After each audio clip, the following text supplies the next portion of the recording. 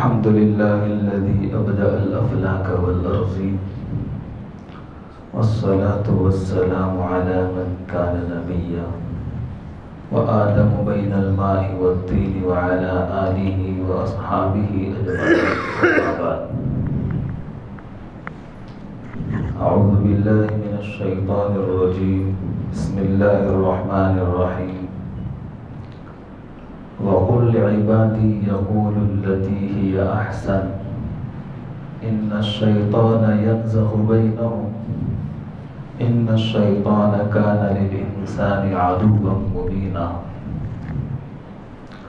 عن سهل بن سعد رضي الله تعالى عنهما قال قال رسول الله صلى الله عليه وسلم من يضمن لي بين لحييه وما بين رجليه أضمن له الجنة أو كما قال رسول الله صلی اللہ علیہ وسلم. بزرگوں، بھائیوں، دوستوں، آج کی مجلس کا چیپٹر ہے زبان کی حفاظت. قرآن اور حدیث کی روشنی میں زبان کی حفاظت کیسے کریں، اس کے متعلق چند باتیں، چند گزارشات عرض کی جائے گی. حق تعالی شانہ سے دعا فرمائیں کہ ہم سب کو زبان کی حفاظت کی توفیق مرحمت فرمائیں. ہمیں اللہ تعالیٰ نے جتنے بھی بدن میں، جسم میں اعضاء عطا فرمائے ہیں، عضو جس کو پارٹ بھی کہا جاتا ہے، ان میں ایک زبان بھی بہت بڑا درجہ رکھتی ہے. اللہ تبارک و تعالیٰ کی عظیم نعمتوں میں سے ایک نعمت ہے. اللہ تبارک و تعالیٰ نے اس کی حفاظت کے متعلق بے شمار قرآن پاک کی آیتیں ایسے بیان کی ہیں کہ جس میں زبان کی حفاظت کا حکم دیا ہے. ابھی آپ حضرات کے سامنے نبی علیہ السلام کا ارشاد گرامی پڑھا گیا.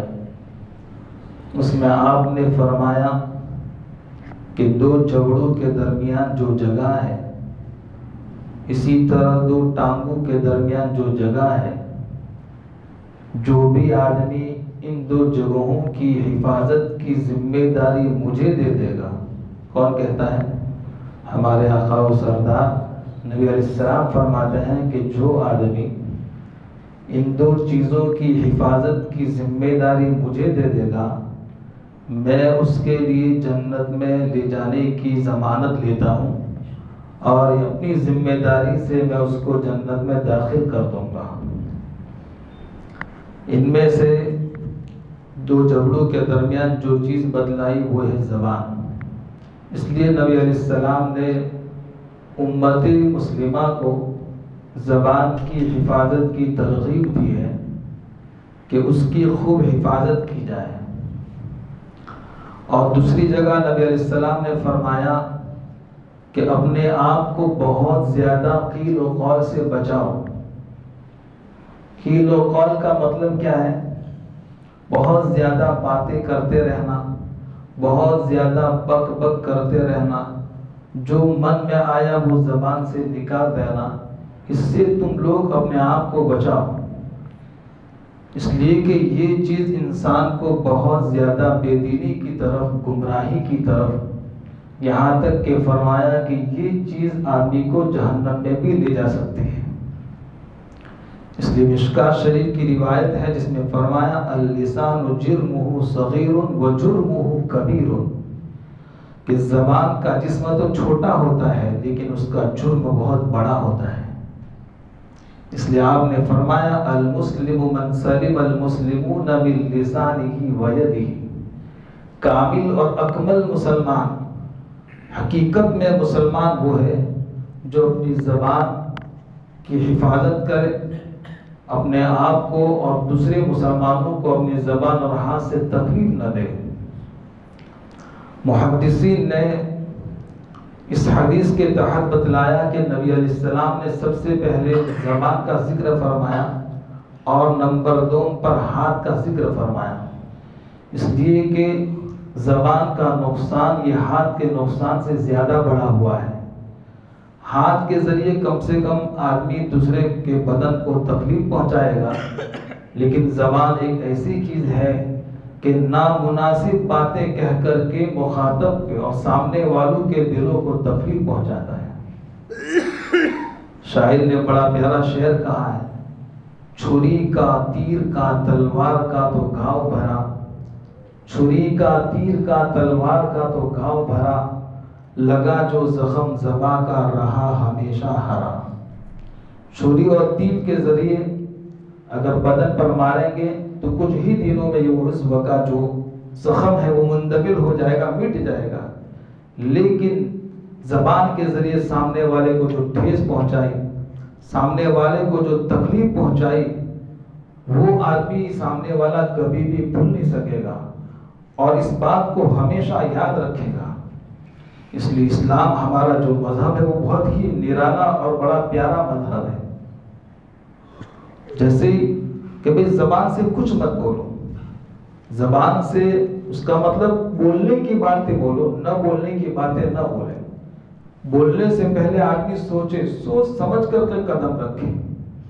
اس کا یہ مطلب نہیں کہ بس آدمی اپنے ساتھی کے درمیان بیٹھا ہے، اپنے گھر والوں کے یہاں بیٹھا ہے تو کوئی مذاق مستی کی باتیں نہیں۔ اسلام کہتا ہے کہ بھئی مذاق بھی کرو، لیکن شریعت کی حد میں رہ کر کے، اس میں جھوٹ نہیں ہونا چاہیے، سامنے والے کو تکلیف نہیں پہنچنی چاہیے، شریعت کی حد میں رہ کر کے مذاق کر سکتے ہیں۔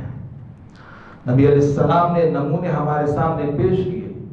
ایک مرتبہ دسترخوان بچھا ہوا ہے، حضرت ابوبکر صدیق پاس میں بیٹھے ہوئے، حضرت عمر فاروق بھی بیٹھے ہوئے، عثمان غنی بھی بیٹھے ہوئے، حضرت علی مرتضیٰ بھی بیٹھے ہوئے، اور بھی صحابہ بیٹھے ہوئے، اور درمیان میں بہت زیادہ کھجوریں رکھی ہوئی تھی۔ سب لوگ کھجوریں کھا رہے تھے۔ اتنے میں نبی علیہ السلام جو کھجوریں کھا رہے تھے اس کی گھٹلیاں حضرت علی کی گھٹلیوں کے سامنے رکھ رہے تھے۔ ہر کوئی گھٹلی کھا کر کے، کھجور کھا کر کے گھٹلیاں اپنے سامنے رکھتا ہے، پھر بعد میں ایک ساتھ پھینک دیں گے، تو سب لوگ اپنے اپنے سامنے گھٹلیاں رکھ رہے تھے، لیکن نبی علیہ السلام اپنی کھائی ہوئی کھجور کی گھٹلیاں کہاں رکھ رہے ہیں؟ حضرت علی کی گھٹلیوں میں رکھ رہے ہیں۔ پھر نبی علیہ السلام کہنے لگے، دیکھو بھئی دیکھو کون کھجوریں زیادہ کھا رہا ہے۔ کیا کہا آپ نے؟ مذاق کر رہے ہیں۔ نبی علیہ السلام مذاق کر رہے ہیں۔ غم اپنی جگہ پر تھا، امت کا درد اپنی جگہ پر تھا، لیکن ہم انسان ہیں، انسان کو تھوڑے سیر و تفریح کے لیے ہنسی مذاق کی بھی اجازت ہے، ہنسنا بھی ہے، مذاق بھی ہے۔ تو نبی علیہ السلام کہنے لگے، دیکھو بھئی دیکھو کون کھجوریں زیادہ کھا رہا ہے۔ تو حضرت علی بول پڑے، ارے بھئی یہ بھی تو دیکھو کہ کون گھٹلیوں کے ساتھ کھجوریں کھا رہا ہے۔ کون؟ گھٹلیوں کا کس کی طرف اشارہ ہے؟ نبی علیہ السلام کی طرف، کہ آپ تو گھٹلیاں بھی کھا گئے۔ وہ کون گھٹلیوں کے ساتھ کھجوریں کھا رہا ہے؟ ایک مرتبہ حضرت علی رضی اللہ تعالیٰ ساتھ میں حضرت ابوبکر صدیق اور عمر فاروق رضی اللہ تعالیٰ جا رہے تھے جہاد کے سفر میں۔ ہاں، جہاد میں سر دھڑ کی بازی لگتی ہے، جان کے لالے پڑ جاتے ہیں وہاں، لیکن اس دوران بھی حضرت علی رضی اللہ تعالیٰ بڑے حاضر جواب بھی تھے اور مذاقی بھی تھے۔ تو تینوں ساتھی چل رہے تھے، تو حضرت علی رضی اللہ تعالیٰ کا جو قد تھا وہ بہت ناٹا قد تھا، آپ قدرے کچھ ناٹے تھے، ٹھنگڑے تھے، اور حضرت عمر رضی اللہ تعالیٰ عنہ کے صدیق کچھ لمبے قد کے تھے۔ اتنے میں حضرت ابوبکر صدیق کہنے لگے، علی تم ہمارے درمیان لنا کے نون کی طرح ہو۔ لنا سمجھتے ہیں؟ لام، پھر نون کا شوشا، اور پھر الف، نون کا الف، لنا، سمجھتے؟ لام، نون اور پھر الف۔ علی تم ہمارے درمیان لنا کے نون کی طرح ہو۔ حضرت علی بول پڑے، درمیان میں اگر نون ہٹ جائے تو کیا ہوا؟ لا، نیگیٹو، یعنی تم کچھ بھی نہیں ہو، علی کے بغیر تم کچھ بھی نہیں ہو۔ صاف کہہ دیا کہ علی کے بغیر تم کچھ بھی نہیں ہو، یعنی مذاق کر رہے ہیں۔ نبی علیہ السلام کے پاس ایک بڑھیا آئی، کہنے لگے، یا رسول اللہ میں جنت میں جاؤں گی؟ نہیں نہیں نہیں، کوئی بڑھیا جنت میں نہیں جائے گی، دور دور ہوتی ہوئی جا رہی۔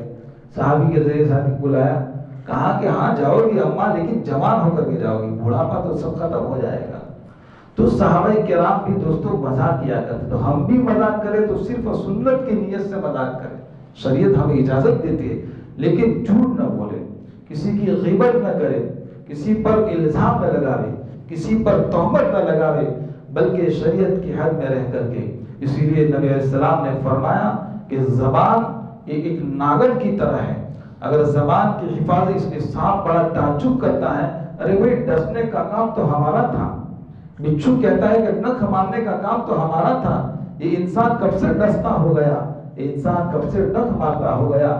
زبان کے ذریعے ایک دوسرے کو تکلیف پہنچائی جا رہی ہے، زبان کے ذریعے دوسروں کو برا بھلا کہا جا رہا ہے۔ نہیں دوستو، ہم زبان کی خوب حفاظت کریں، خوب نگرانی کریں۔ حضرت خواجہ نظام الدین اولیاء اللہ رحمۃ اللہ علیہ، جو ہمارے اکابرین میں بہت بڑے ولی کامل ہیں، ان کے پاس ان کا ایک مرید ہدیے میں کینچی لے کر کے آیا اور کینچی تحفے میں ان کو پیش کی تو حضرت کہنے لگے، ارے تم کیا لائے ہو؟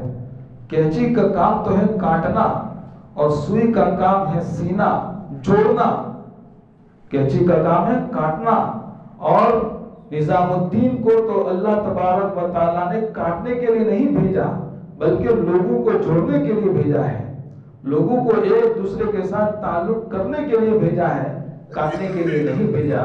یعنی حضرت خواجہ نظام الدین اس کے ذریعے اس کو نصیحت کر رہے ہیں اور کہہ رہے ہیں کہ بھی اپنی زبان کو بیجا استعمال مت کرنا، اپنی زبان کو ناجائز استعمال مت کرنا، بلکہ بولنے سے پہلے 1000 مرتبہ سوچنا۔ علامہ شبلی رحمت اللہ علیہ کی خانقاہ میں ایک آدمی 20 سال رہا اور جاتے ہوئے کہنے لگا کہ حضرت مجھے خاطر خواہ فائدہ نہیں ہو سکا۔ کہا کہ کیوں؟ کہا کہ آپ نے کبھی بیان نہیں کیا، آپ نے کبھی دین کی بات نہیں کی۔ تو حضرت نے کہا، ارے بھائی میں خاموش رہا، تو نے میری خاموشی سے فائدہ نہیں اٹھایا تو میری بات سے کیا فائدہ اٹھاتا؟ تو خاموش رہنا یہ بھی ایک عمل ہے۔ حضرت مولانا اشرف صاحب دامت برکاتہم العالیہ فرماتے ہیں کہ میں جب بھی شیخ زکریا رحمت اللہ علیہ جنہوں نے فضائل اعمال لکھی، خانقاہ میں گیا، کبھی بھی ان کو بیان کرتے ہوئے نہیں دیکھا، بس خاموش رہتے تھے۔ یوں کر کے مریدین کو اس بات کا سبق دیتے تھے کہ بے خاموشی ایک بہت بڑی نعمت ہے۔ آج ہم بولنے کے موضوع سے واقف ہے لیکن خاموشی کے موضوع سے واقف نہیں ہے۔ ذرا خاموش رہ کر کے دیکھیں، بے خاموش رہنا کیوں کہا جاتا ہے؟ ارے بھائی تاکہ بڑے بڑے جو گناہ زبان کے ذریعے ہوتے وہ نہ ہو۔ اس لیے روایت کے اندر آتا ہے، نبی علیہ السلام نے فرمایا کہ قرب قیامت میں ہر خاوند اپنی بیوی کے ساتھ بدکاری کرے گا۔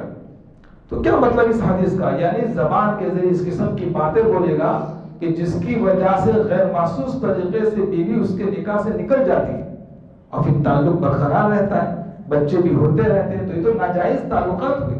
اس لیے قرب، اس لیے زبان کے دوستوں خوب حفاظت فرمائیں۔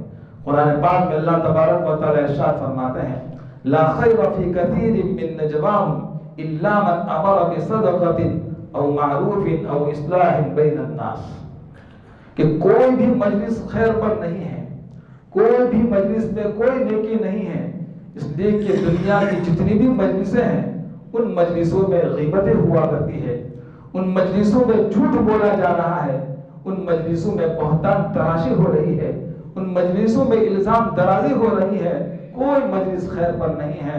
اللہ نے فرمایا کہ ہاں 3 مجلس ایسی ہیں جو خیر پر ہے، 3 مجلس ایسی ہیں جن کو میں بھی پسند کرتا ہوں اور میرا پیغمبر بھی پسند فرماتا ہے، کرتا ہے۔ وہ کیا ہے؟ الا من امر بصدقۃ، کہ جس میں صدقات کی ترغیب دی جا رہی ہو، صدقات دینے کے متعلق باتیں کہی جا رہی ہو، اور پھر دوسری مجلس الا من امر بصدقۃ او معروف، یا خیر کی باتیں ہو رہی ہے، بھلائی کی باتیں ہو رہی ہے، اور اصلاح بین الناس، یا لوگوں کو آپس میں جوڑنے کی باتیں ہو رہی ہے، لوگوں کو آپس میں تعلقات کی باتیں ہو رہی ہے۔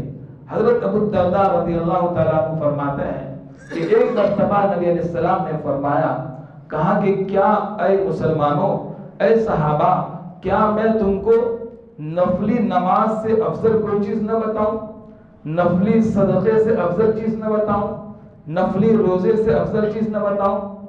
تو فرمایا اے نبی علیہ السلام کیا چیز ہے وہ افضل چیز کیا ہے؟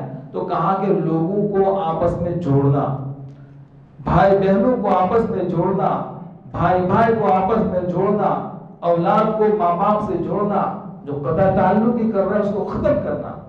تصوف کا مقصد بھی ہے، صرف ذکر و اذکار نہیں ہے۔ تصوف کا مقصد اپنے دل کی اصلاح کرنا ہے اور اپنے معاشرے کو پاکیزہ کرنا ہے اور اپنے اخلاق کو سنوارنا ہے۔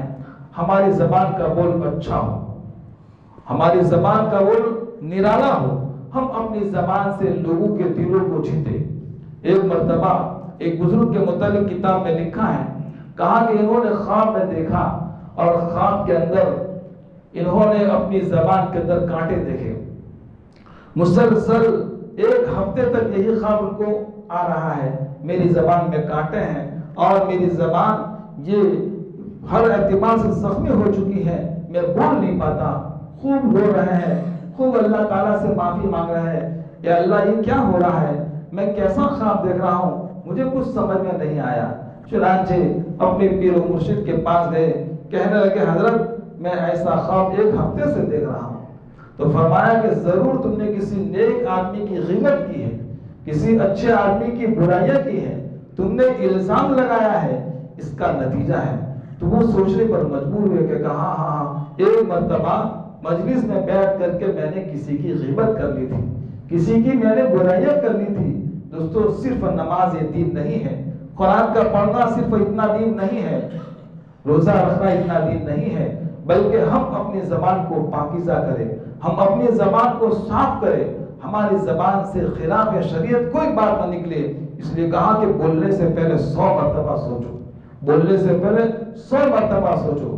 اس لیے جو آدمی زیادہ بولتا ہے اس کی غلطیاں بھی زیادہ ہوتی ہے۔ عربی کا مقولہ ہے من کثر لغتہ کثر غلطہ، جو زیادہ بولتا ہے اس کی غلطیاں بھی زیادہ ہوتی ہیں۔ آج بولنے کو فیشن سمجھ لیا، جو نہ بولے اس کو میٹھا کہتے ہیں، یہ تو بولتا ہی نہیں۔ ارے یہی سمجھدار آدمی ہے، اس کی زبان سے کسی کی بات نہیں نکلتی، وہ اپنی زبان سے کسی کے متعلق کوئی بکواس نہیں کر رہا بلکہ خاموش رہا ہے۔ تو خاموشی یہ بھی ایک بہت بڑی کیا ہے دوستو عبادت ہے۔ کل قیامت کے میدان میں اگر اللہ تبارک و تعالیٰ نے ہمیں پوچھ لیا اور بس اسی زبان کی وجہ سے جہنم میں جانے کا ذریعہ بن گیا دوستو، ہمارا کیا بنے گا؟ اسی لیے تو روایت میں نبی علیہ السلام نے فرمایا کہ اس زبان کی وجہ سے ہر انسان کو اونھے منہ جہنم میں ڈال دیا جائے گا، صرف زبان کی وجہ سے۔ اور دیکھیے اللہ تبارک و تعالیٰ نے اس زبان کو نرم بنایا ہے، اس میں کوئی ہڈی وغیرہ نہیں رکھی اور 32 سپاہیوں کے اندر رکھا ہے۔ اس کی حفاظت کا اللہ نے نظام بھی بنایا کہ جب انسان بولتا ہے تو بولنے سے پہلے اس کے دل میں وہ بات آتی ہے اور پھر اس کے بعد دل سے بات اٹھ کر کے دماغ تک جاتی ہے اور دماغ کے بعد پھر زبان پر آتی ہے اور پھر آدمی اپنی زبان کے ذریعے دل کے حال کو لوگوں کے سامنے بیان کرتا ہے، دماغ کی سوچ کو لوگوں کے سامنے بیان کرتا ہے۔ تو زبان کے لیے 3 پارٹ کام کر رہے ہیں اور کب سے دوستوں کام کر رہی ہے۔ کبھی تیل ڈالنے کی ہمیں ضرورت پڑی، کہیں ہمیں ورک شاپ میں لے جانے کی ضرورت پڑی، دانت گھس جاتے ہیں لیکن زبان دوستوں نہیں گھستی۔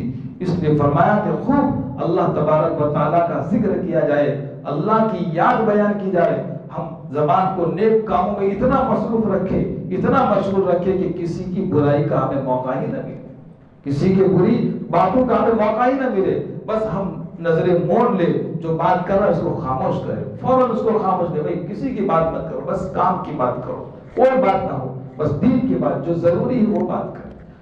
دوستو ایک روایت کے اندر ایک واقعہ لکھا ہے عبداللہ ابن مبارک رحمۃ اللہ علیہ کے زمانے کا کہ ایک مرتبہ میں حج کے ارادے سے گیا اور پھر واپسی کے اندر ایک جگہ میں نے پڑاؤ ڈالا۔ اس وقت پیدل سفر ہوا کرتے تھے تو جنگل میں آرام کر رہا تھا، اتنے میں جب آنکھ کھلی تو دیکھا کہ ایک سوار سواری پر بیٹھا ہوا ہے اور کپڑا وغیرہ اس پر ڈالا ہوا ہے۔ تو حضرت نے غور کیا تو پتہ نہیں چل سکا کہ یہ کون ہے، مرد ہے یا عورت ہے۔ عبداللہ ابن مبارک کہتے ہیں کہ میں اس کے پاس گیا اور اس سوار کے پاس جا کر کے میں نے زور سے کہا السلام علیکم ورحمۃ اللہ وبرکاتہ۔ جب میں نے یہ کہا تو اس نے جواب میں کہا سلام قولا من رب الرحیم، یعنی سلام کا جواب قرآن کی آیت سے دیا. تو آواز سے مجھے پتا چلا کہ یہ عورت ہے اور بڑھیا ہے.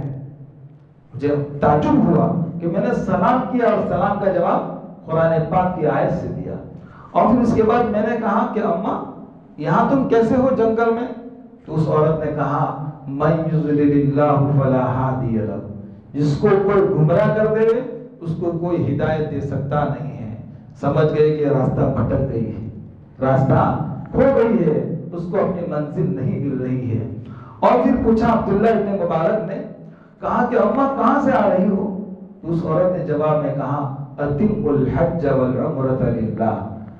عبداللہ ابن مبارک سمجھ گئے کہ وہ عمرہ کر کے آ رہی ہے. کہاں سے؟ من الحج عمرہ کر کے آ رہی ہے، سمجھ گئے. اور پھر اس کے بعد حضرت عبداللہ ابن مبارک رحمۃ اللہ علیہ نے پوچھا کہ کہاں جانا چاہتی ہے؟ تو اس عورت نے جواب میں کہا ادخلوا المصر ان شاء اللہ آمنین، یعنی شہر میں تم داخل ہو جاؤ. سمجھ گئے کہ یہ اپنے شہر میں جانا چاہتی ہیں. عبداللہ ابن مبارک کہتا ہے کہ میں اس کو لے کر کے چلا اور راستے میں نے اشعار گنگنانا شروع کیے، اشعار پڑھنا شروع کیے. چنانچہ وہ بڑھیا کہنے لگی فقرؤوا ما تيسر من القرآن، ارے بابا اگر تمہیں پڑھنا ہے تو قرآن کی آیتیں پڑھو. یہ اشعار کیا پڑھتے ہو؟ لوگوں کا کلام کیا پڑھتے ہو؟ لوگوں کی باتیں کیا پڑھتے ہو؟ قرآن کس کا کلام ہے دوستو؟ اللہ تبارک و تعالیٰ کا کلام ہے. اللہ نے اپنی ذات سے نکالا ہے. اور قرآن زبان حال سے کہتا ہے ارے مجھے پڑھ کے تو دیکھو، مجھے یاد کر کے تو دیکھو، مجھے اپنے سینے میں بسا کر کے دیکھو، تمہاری ہر اعتبار سے اللہ تبارک و تعالیٰ مدد کرے گا. جب قرآن کی مدد کریں گے اللہ تبارک و تعالیٰ ہماری مدد کرے گا.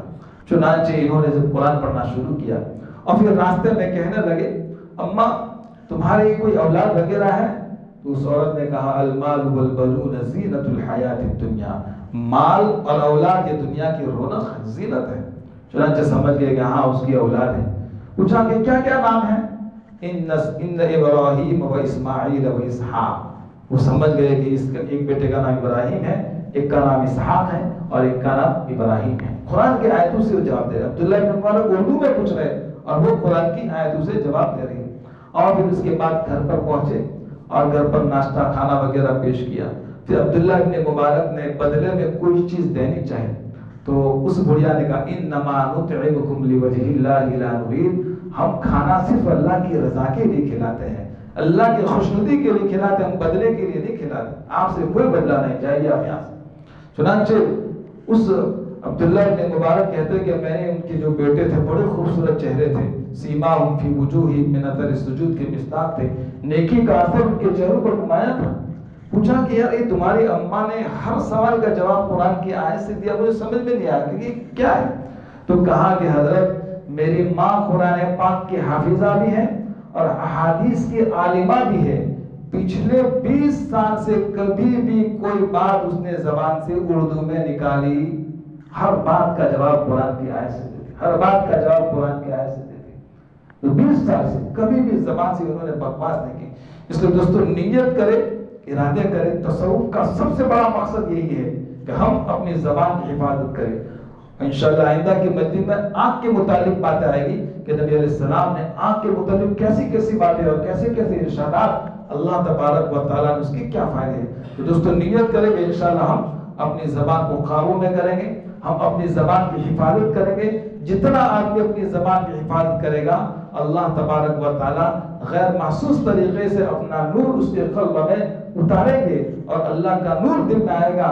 جب نور آئے گا تو ہر قسم کے گناہوں سے بچنے کے اللہ تعالیٰ ہمیں ہمت بھی دیں گے اور توفیق بھی دیں گے. اللہ تبارک و تعالیٰ چند باتوں پر ہم سب کو عمل کرنے کی توفیق عطا فرمائے.